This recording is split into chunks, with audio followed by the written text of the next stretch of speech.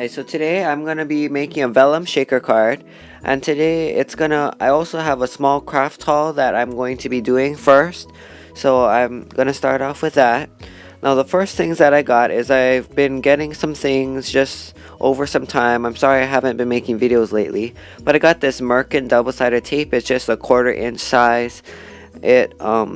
It's pretty much the same thing as score tape, so that it is a lot cheaper. I get them for $2 each, so that's a lot cheaper than buying score tape. Also at this local craft store, I bought this sizzle, which is a nylon thread, which is it's a very loose thread compared to the other nylon thread that I got it from a bead store. This is just some jute, and I usually wrap some of this nylon thread in it, or I do some kind of bow with the nylon thread, but that one's a lot more thicker. But this other one I'm perfectly fine. I just really wanted that silver color. Also, I got these Trivani Crafts rhinestones, clear rhinestones, and I got them for actually $2 each, and there's 800 and 500 of these crystals in each of the packs. I got the 2 sizes and 2 of each size, so that's how it turned out there. Also, I got this glitter tape from American Crafts, and this my auntie got me, and it does have adhesive on the back, so it's really fast. You just cut it to the size you want, and I just can adhere it down onto my project very easily. Also, she got me this glitter from Craft, I believe it's Craft Gear, and you can see all that color there, and this is from Craft Gear. It has all these nice colors of glitter. So today I'm going to try to be using that in my project. So today again I'm making a vellum shaker card. So I'm starting off with this Lawn Fawn large and stitched rectangling die set. I bought both of them, and I'm using the second and the third largest size. And that's what I'm going to be using to make my shaker card today. Just because of time reasons, I did go ahead and I took the second to the largest die to cut out the vellum, and then I went ahead and did a frame using the second and third largest sizes to make this black frame. So that vellum is 40-pound whirlwind vellum, and I believe it's 40-pound, and it's a really nice thickness and a really nice vellum that I like to use a lot on my cards. So now I have this piece of green cardstock. I believe this is from Michael's when I bought it in California when I got to go there, and it's just a nice brighter green colored cardstock. You can use any color. Now today's shaker card, instead of doing it as a regular dimensional shaker card like I usually do, I wanted to do a vellum shaker card, and this is a flat shaker card. So this is actually my first flat shaker card, and I think I really like it. I'm definitely going to be doing it again in the future, because this really is good, because for people that I know in the mail, it's very hard to send those really thick shaker cards. So because of that reason, these thin ones are really nice. You can send it very easily and just in a regular envelope, and this is so much easier. And it's actually a lot easier to make as well. And you don't need to spend the time of doing all the foam adhesive and everything. So this is just a little bit faster way, and I really like how it turned out. The only thing about doing these flat shaker cards is that it is something that you cannot use dimensional things like seed beads and sequins, because of the reason that it is flat. So it needs to be something more flat. So you can either die cut some cardstock pieces, or I had some things that I'm going to put in there as well. So the first thing that I did, so I adhere that black frame. This is using that Merkin tape or that score tape, and I'm going ahead and using a Inka Dinka Doo anti-static powder bag, because you want to do this because, especially with the glitter, it's going to stick with static right to the vellum and to the cardstock, and it won't move. So it's really the best way to do it is to use that powder bag. Now I bought this star iridescent confetti from Party City. We have Party City here, and I just bought it. It was a really big pack. I bought it a really long time ago, and I thought that I would use it a lot to adhere to my cards, but I realized that because it's such a flat surface and that it's very non-stick, I had a really hard time using glue to adhere it, and eventually they would fall off. So it was just a little bit harder thing to do. I know I could probably use an adhesive now to really tape it down, but I just decided, recently I haven't had a card that I could use it on. Anyway, though, I'm just going ahead and I kind of decided how much that I wanted to put on the card. I'm putting a few back. You want to kind of just estimate about how much you want on the card.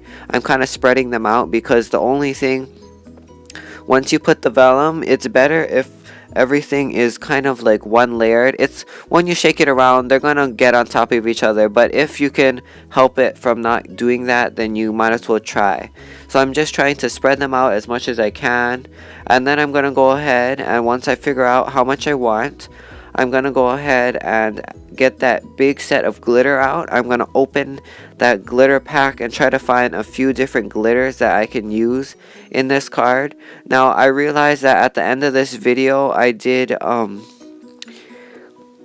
or when the card was finished, the glitter wasn't very much able to see through, meaning that I was able to see the glitter, but the color wasn't much. You couldn't really tell what color it was. So if you want to, just use a colored glitter that you have a lot of. Like I could have just used this silver glitter, this wow silver glitter, and not have used any of that other color glitter, but I thought it would show up a little better. But through the vellum it doesn't really show up.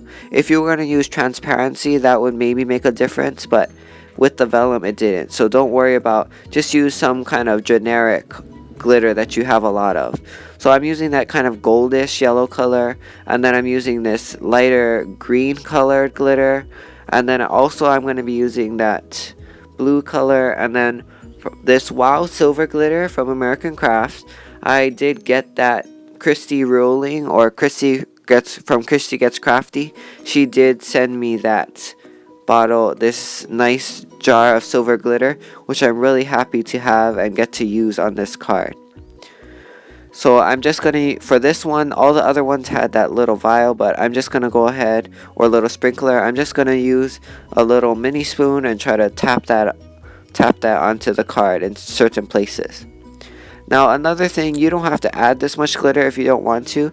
In the end, it again doesn't show up that much, but what happened was that the glitter stuck. Because I used the anti-static powder bag, it didn't stick to the paper or to the vellum, but it actually stuck to the stars themselves.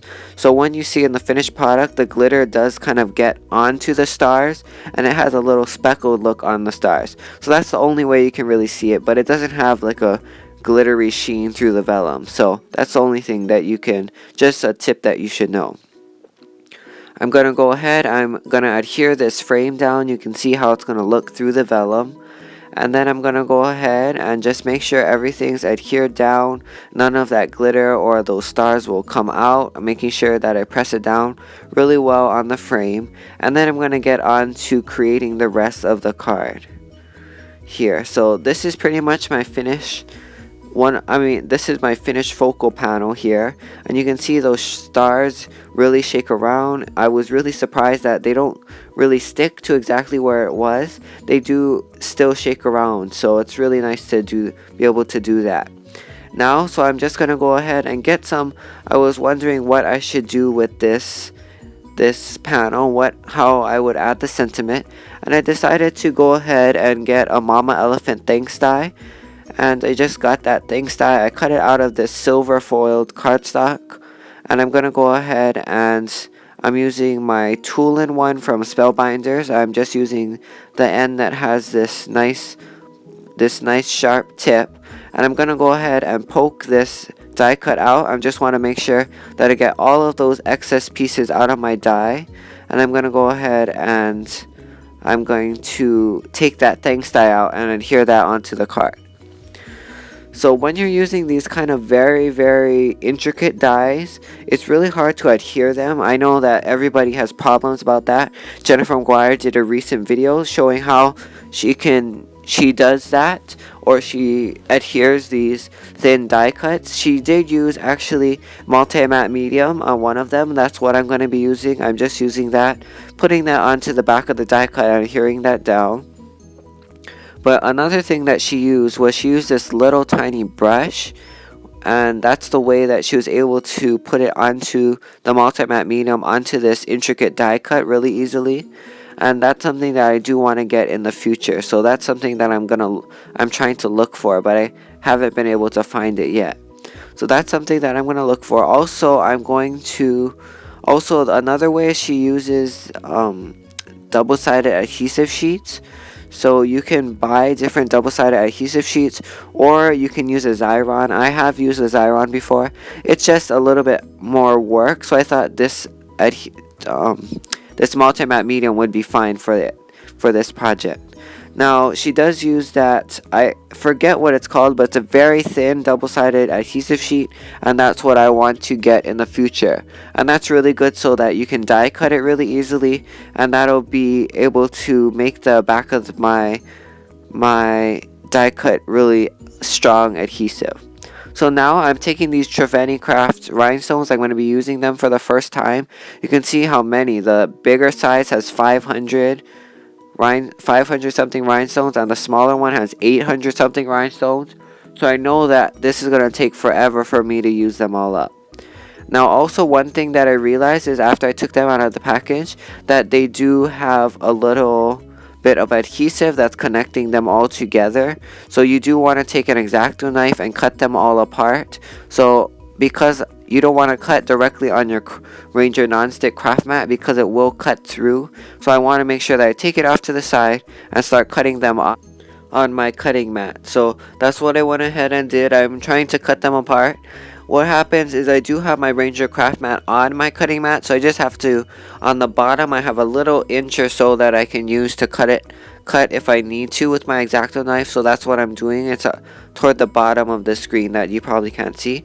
I'm just going to go ahead and take the rhinestone, but now because the bigger ones, the first initial rhinestone has a little bit extra adhesive in between the first and the second rhinestone, so I did have to go ahead and cut off a little bit of the adhesive, and now I can go ahead and adhere that onto the card.